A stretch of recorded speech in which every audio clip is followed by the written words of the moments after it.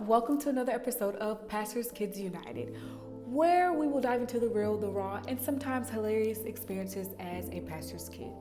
Whether you grew up in the spotlight of the pulpit or you're just interested in knowing the experience of a pastor's kid, this podcast is here to unpack the highs, the lows, and everything in between. So grab a seat, get comfortable, and let's get started.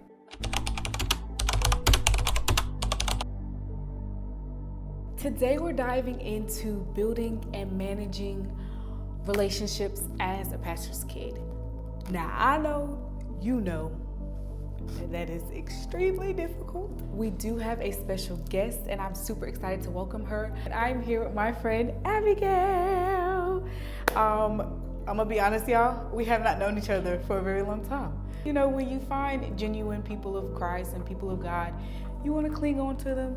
And so ever since we met, we have been, you can't separate us. And I like that. I like that. You know what I'm saying? But Abigail, tell us a little bit about yourself, your background. You don't have to give us the story yet, right? But just tell us a little bit about yourself. Yeah, so I'm from Charlotte, North Carolina. I moved to Gastonia, North Carolina when I was in middle school, and I have been raised in an apostolic kind of church. We're a very non-denominational church, but definitely with some apostolic background. And both of my parents were in the apostolic church. Listen, glory. Listen. Holiness is still always right. Okay. That was how I was raised. And I go to Morningside Missionary Church in Mount Holly, North Carolina, right outside of Charlotte. Shout the church out. Right. Shout the church out. Right. And we're under the leadership of my parents, Apostle and Pastor Ford. So. Oh yeah, she is a PK by the way. Yes, I am. That's the whole point. You know, you see what we're trying to do here. You see what so yeah, and the reason why I have Abigail here today to talk about relationships. My God. I have observed her, right? And she is amazing at dealing with people. And the relationships I've observed with her, even from knowing her from a short period of time, they have been nothing but positive. So first off, Abigail, just kind of tell us about a time where your boundaries were crossed as a pastor's kid, you know, serving in your church and all, and yes. People, the saints really like to try it. They love to try it. My boundaries are crossed whenever people have a lot of personal questions about like what's going on in my life outside of church. Because here's my thing is I understand, like, I want them to understand that I have a life outside of church. I want them to see bits and pieces of that, but I don't want Notice how she said life outside of church, yes. not life outside of Christ. Right. Two different things. It's two different things. Two different things. Because my life outside of church is a little bit different than my life in the church. But I want to make sure I exemplify Christ in both of those areas. And that's what matters more.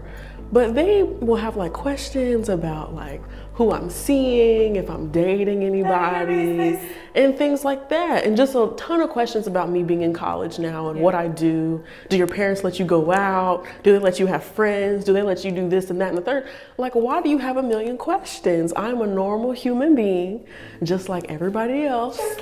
Just like you. Just my life. What's that song? Just like you. Exactly, you're just like me. Like, we're all human beings. And I think the only difference that they look to see for is like, do you have these super strict boundaries and rules that your parents have put in place? But it's like, they're at home, I'm here, I'm definitely learning how to make my own decisions based on what they have taught me. Yeah. But it's not like they're here watching over me every single day and I can't do anything at all. Like, that's not what it is. I'm living life. Exactly. But they don't need to know every detail about what I'm doing. Because even when I'm at home for the summer, my boundaries were crossed when they asked me questions about, like, you know, what plans have I had and what personal things have I been doing with my own friends.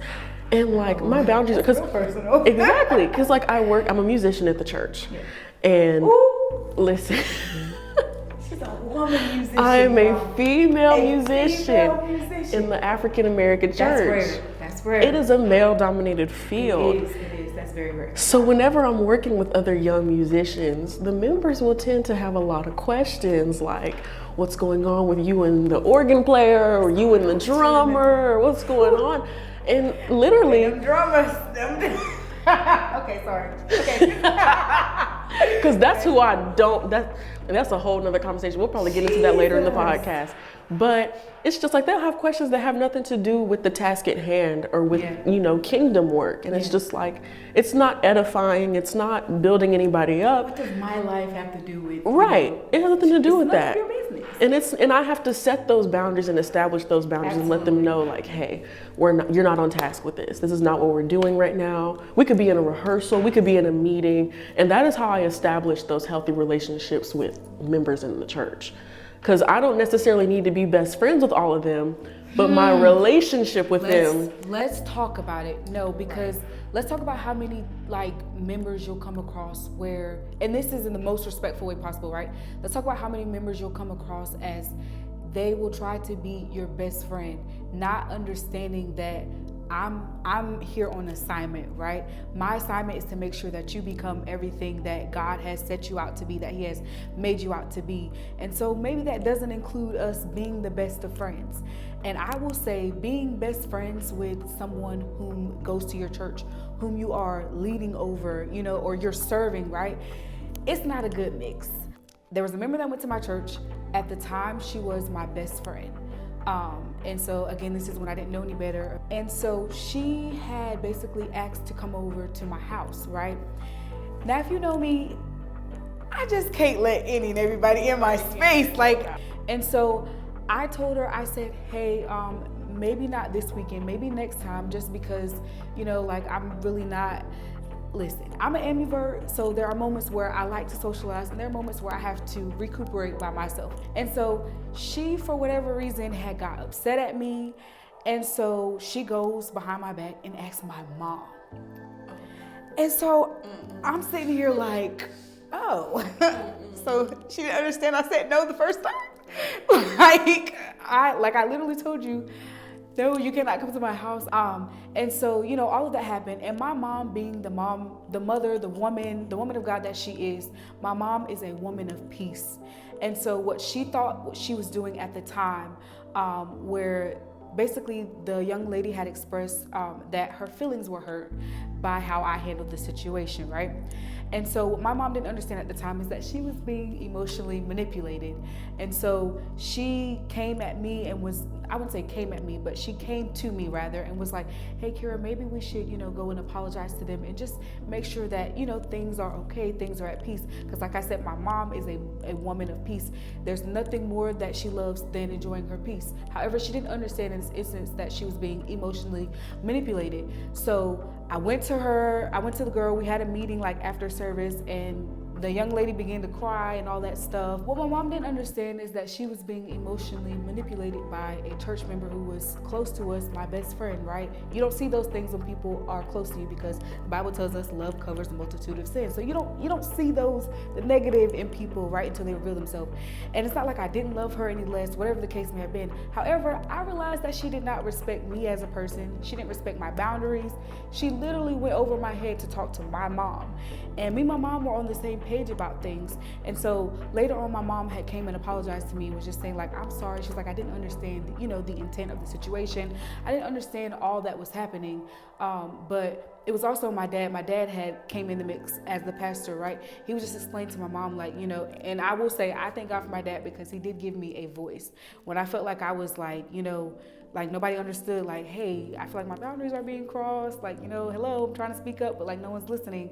My dad helped me with my voice in that instant. And so I would say that time it was kind of rough, right? Because she was one of my best friends, and I'm talking about since I was a literal child, but she was not my real friend because she did not respect my boundaries as a person.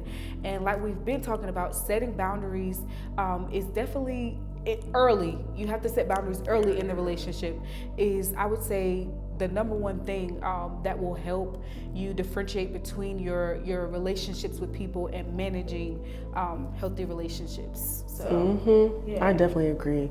It really stood out to me because my parents are the type of parents that are always making sure that I'm doing things, that they're doing things that are, not scaring people off, but still setting a boundary of like, okay, we can only go so far. We can only go so far. And there are just some things that I have to sit and think about, like, okay, well, if I react how I would react outside of church, that might make that person think, well, I don't need to go back to that church because their daughter acted this way towards me. Or if with anybody, or the deacon had an attitude, or their usher reacted to me. So like anybody in the church needs to be able to set those boundaries with people, because you don't want to scare people away, but you also don't need to have them all in your personal. And that brings me to our next point. You have to learn to be selective with your friendships.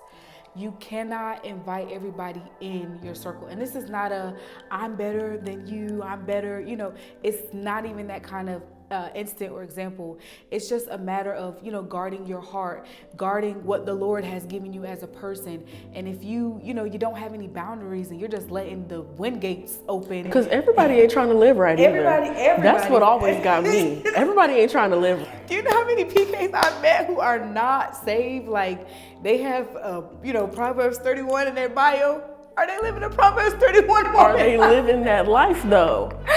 No, and that's what you have to be so careful of, because everybody is not trying to do right. They're not. And everybody has something that they're struggling with, and I understand that. Yes. But when you're in this constant place of just living in sin, and you are just constantly... When it becomes a lifestyle. Exactly. When your lifestyle reflects that, when the way that you carry yourself as a young man or woman of God, when you act like that, it's just like, it makes me think like, okay, maybe... Why do you act like that? Right, why? Like, why?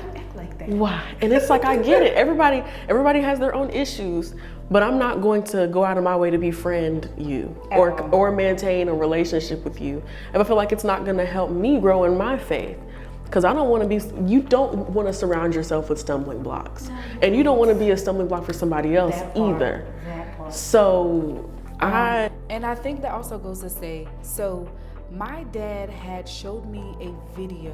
It was a video by Bishop T.D. Jakes. He has this thing, where he talks about relationships, right? And there are 3 kinds of relationships. It's confidants, constituents, and comrades. Have you ever heard of that before? Okay, wonderful. Okay, so confidants, those are the people that are truly for you. Constituents, those are the individuals that are not necessarily for you, but they're aligned with your goals and your visions. And then once the mission changes, they leave, okay? And then you have comrades. Comrades are united by the opposition of a common enemy or a challenge. And so I feel like understanding these 3 distinctions of when you meet people and you building relationships with them, it'll definitely help you manage your expectations more, because okay, I know what you're here for. You're a constituent. I know what you're here for. You're this, you're that. You know where to categorize people as a pastor's kid, because let's be for real, it is hard to trust people. As a pastor's kid, it is extremely hard to trust people because you just don't know what their motive is. Thank you. Because I don't trust none of them. I'll tell you. You hear me? None of them. And it's not out of a disrespectful manner, right? But I'm literally just here to guard. I'm here to guard my heart, one, and also my parents, because they'll try to use what you do and what you say. They'll use that as something that they can have on your parents. Oh my! And they'll use that as an excuse to make your parents look bad. And that's what I'll be looking for, because I care more about how they look than how I look sometimes. Yes. And listen, and it's just like it gets so bad to the point where it's like sometimes you don't even know why people are here. It's like, not only they'll try to make your parents look bad or hover things over their head, but sometimes they'll attach themselves to you as a pastor's kid to get to your parents. And I hate that. That's what they do. And it's just, to me, it's very sad, because it's just like, you don't see like what's wrong with that. I can't speak for everybody's pastors, but my pastors, they honest. They gonna tell you what it is and what it's not. And I think that's why people will try to come to us or come to other people first, because they don't want that honesty. Yeah. But I also see it, sometimes it's different with certain, because I know that both of our parents work together in ministry. Yeah. So I know some people will come to my mom about certain things because they won't come to my dad, because they know my dad is going to give it to my dad, or they'll do the opposite. like, right. And then I think that brings me to the next point, which is like family dynamics in the church. So let's think of this. When we think of the term family church, it comes like with a lot of negative, like. Listen, my church is like, it's literally, I don't want to say it is a family church, but it's like a family church almost. And for me, I'm okay with it being a family church, right? That's if we're growing outside of our family. Like when I say family church, I mean like the PKs, right? The leaders, they are connected at their blood, their family, right? People who are, that they're impacting is outside of their family. That's what I'm okay with. I'm not okay with those 5 to 10 church member, or rather churches, family churches, same program every Sunday, same program on Wednesdays, whatever the case may be, right? I'm not okay with that. I'm not okay, because it's just like, who else are you reaching besides your family members? It says go and make disciples of every nation. Go into all the world and preach the gospel. The hedges and the highways. And I just feel like, because my church is a family church in the sense that there are like the main families that were like at the church when it first started, and then they invited people. Right. But it is still a family church because there are the dynamics that come into play with certain families being in certain committees. But we have a growing ministry with members coming from everywhere, which is great. And that's the good part about it.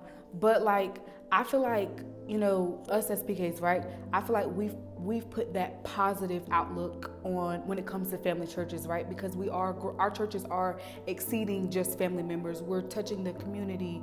We're going out into the community, ministering to the community, bringing the community in. The membership is growing, like, you know. But also, if you're not careful and you don't have the right boundaries within the family church, things can mess up your family dynamics outside of church because of stuff that happens in church, because everybody's on top of each other. Absolutely. And that's how it can happen sometimes. And I know that from experience. We've had so many situations in the past where we have family members that we no longer speak with. And so I am talking about it, just like it's actually very recent for me. But like the family dynamic in church can be extremely hard if you don't have the right boundaries set with people, because you can walk over each other. But I believe that like I would say my interior family, right? I feel like we have set those boundaries with each other where it's like, you know, and I know that like certain PKs hate this, right? They'll call their parents mom and dad in front of the congregation. I personally have never been a fan of that, just because I don't want it to seem like to people that, you know, I'm above correction from my parents. No, they're my leaders just as much as they are yours. And so I honor them in that aspect. So when we're in front of people, you'll never hear me say mom or dad, or, you know, I call my dad Fasha. It's a name, don't come for me, praise God. But I call him I'll call him overseer or pastor, my mom, Lady Scott. Or when I refer to them, when I'm talking to other people, people will be like, your dad said that, pastor said this over, you know. I never want people to feel like, you know, for some reason I'm trying. No, if anything, 9 times out of 10, I get corrected, cut, whatever you want to call it. 9 times out of 10, I get cut or corrected before I come to church. And so when people be leaving the church because of church hurt or because the pastor said something that they did not like, I have to live with it. Why are you leaving the church? If anything, I should leave the church. And I come from that, and my parents, they come from that strict apostolic upbringing where the pastor would just call your name out if it was you. Okay. Like it was that kind of correction. And that is the kind of leader. Today is so sensitive. They're so soft. They are and that is the kind of leaders that I have. That is how my dad is as an apostle. He will call you out if it's for you, or if he feels like the Spirit is kind of guiding him to speak to that person in that. But they also know when things should be behind the scenes, right? Okay, I might need to sit you down this Sunday, or hey, we need to have a conversation about such and such, right? And that all comes from a place of, you know, God said, I'll give you leaders, pastors, teachers after mine own heart, right? And so I feel like he sent you these leaders. They know what they're doing. They're not here to manipulate, or they're not trying to hurt you. At least at my church. Right, like I can speak for my parents. They're not out to get anybody. It's all out of love. And you know, I need to do better with how I interact, like you were saying, or how I interact with them in front of people. Because it's we're out in the country. Yeah. Like we live in kind of like a very slow town. And it's so easy. Because in certain settings and at certain points, like during like maybe a Sunday, I do use those terms, apostle, first lady. But sometimes it might be a moment where it's okay, mama or dad and things of that nature. But there's a time and a place, definitely. Which brings us to our next point. In order for you to set your boundaries early and to like have those healthy relationships, you have to learn how to communicate honestly, right? So honest communication, when it's done in love, I feel like it builds strong relationships, and it also fosters growth because you can be yourself with individuals with a boundary set, right? To an extent, like they only see the side of you that they need to see, if that makes sense. So I definitely would say, like, with honesty, with like building those relationships with other people, I immediately think of just being your authentic self and not having to put on a front, whether it be trying to be churchier for some people or more worldly for some people. Don't do either. Just be who you are.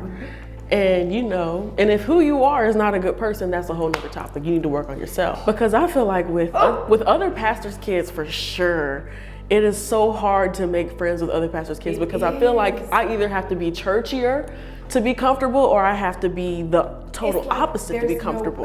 There's no balance. And I think that's why I'm grateful for you, because I can be myself, right? And I feel like we in general, as individuals, are balanced people. I feel like there's a time and a place for everything. And then just to put it out there, we go to a PWI, babe. These people we go to like the PWI. These people do not know what ishkatai means. They don't know what that means. These people do not. You have to, Paul tells us to, when in Rome, do as Romans do, right? It's being your authentic self, in honesty, but with a boundary there. Being able to filter. Yeah, like. Being able to know when it's appropriate to do certain things and say certain things. Because maybe it's not time to, buck and shout. We got chapel on Wednesdays. Why in the world, when someone is speaking, why would I get up and...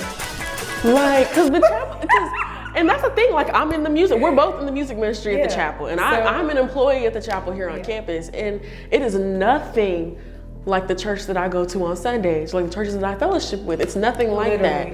So do I be missing my church? Absolutely. Right. I be in the Wednesday services like almost like trying to keep myself awake and together sometimes, because it's not, and I'm very transparent with them about that. Like they know that I come from a different background, and they know that okay. Even though we come from a different background, it does not mean we're not open to learning absolutely. Where other people come from. Because I love it there. Like I wouldn't be working there. I wouldn't be still going back every single Wednesday. I literally tell people I am a CCM girl. Listen. I will literally pop out, Christ is my firm foundation, my rock on which I stand, when everything around me is shaking. I've never been more glad that I put my faith in Jesus. He's never let me down. That part. I almost forgot the words, but I am a CCM girly. Like you, listen. I'm also a quartet girl, right? But I can't scoot at chapel. Sometimes I get the quickening in chapel, and I have to make sure. Forgive Abby, because Abby really is churchy. Like she really is. I really am, y'all. So next topic, respecting your own privacy. I feel like there are church members who feel like they are entitled to know your every move about your. They feel like about they deserve to know. They feel like, and I just feel like, that's not fair, because for one, when things are happening in your life, you don't want me to know. They don't have boundaries. They just feel like you're supposed to cater to their feelings all the time. I'm supposed to cater to you as a person, right? As an individual in Christ. But when you overstep boundaries, do not think that I, as a pastor's kid, will not put you back in place. You understand? Like, in the most respectful way, with respect, of course, because there's no way I'm going to talk to an 89-year-old woman as how I would talk to a 4-year-old, right? But just because, I'm a pastor's kid, you feel like you can just walk over me. Right, or it's like anytime the church has a function, they think that, the church is doing this for us. We supposed to just be able to. They swear up and down it's for my dad's new Cadillac. Let's just be so honest. You guys have not even paid the light bill. Why would he take money to go get a new car? Lights be off. Lights be off. My thing is you need to sow into the church. I get it. You need to pay your tithes. You need to sow. People that think with that mindset though, like those are people. Those are the kind of people. Because like, do we really need to take you behind the scenes and show you, like, that's what this podcast is for. Do we really need to take you behind the scenes and show you like how much pastors' kids or the first family in general is robbed of their personal living experience? It's completely different. Like, we have to take money out of our pockets and put it into the church. And I don't mind, right? But it's not like I want to do it all the time. I'm just being honest, right? There are other things that I want to put. Now, I pay my tithe. Because I definitely can understand where a lot of people come. Because a lot of pastors' kids that I know and that I'm around always share that same sentiment of there were times when the church came first. And it happens. It happens. It's our God-given assignment. Like, we have to take care of the church. And so that's why whenever I see people disrespecting the church and talking bad about the church or talking bad about my parents, especially after when you what? see what your parents do for And all they endure. And I'm like, my parents are some of the sweetest people you'll ever know. They're not the kind of people that take stuff to social media, that talk about you behind. No, they will literally have a conversation with you. Because I know some pastors that do that. Mouth. Especially as a musician, like, there are musician section. Listen, there are some leaders that will get online and talk bad about their musicians, talk bad about their committees, but I've never seen that at my church. So that is why whenever people have something to say sideways out their mouth about my parents or have an attitude, and me being the person that sees the things my parents have done for them or have broken their schedule to do, I'm like, now, I'm not the Peter of my family. I feel like my sister Tanisha is. But sometimes I just feel like a Peter has, that spirit. The spirit of, sometimes I just want to slash people's ears. Because sometimes I just get aggravated. People will just say the most outlandish things. Outrageous. And it's like, that's not what we've been taught here. And that's why I really I can't get with people when they have a problem with my parents, because they're so patient. They're so patient. My parents are so patient with people. And so just overall for you guys, I just want you guys to take away, if you take away anything from this episode, is just to learn how to set those boundaries early. And when you set them, stand on them, and don't let anybody make you feel bad for standing on them. It's for your peace and for those that are attached to, your destiny, if you understand what I'm saying here. Okay, well, that is a wrap on today's episode of Pastors Kids United, building and managing healthy relationships. Can we give Miss Abigail a hand? Praise God, praise God. I hope you enjoyed this experience and talking about your okay, all right, period. And I hope you as a PK or whomever is watching, you have found some inspiration in what we were talking about today. If you're not a PK, but you know one, you can use these points and tips to help support a fellow PK that is around you. But if you love what you heard, don't forget to subscribe, like, comment, share. Until next time, remember, being a PK might not always be easy, but you are never navigating it alone. You got me, you got Miss Abigail. We are praying for you guys. We are here for y'all. Remember to stay strong, stay real, and I will catch you guys in the next and upcoming episode. Peace. All right. We need to have a musician episode. A musician? A musician episode.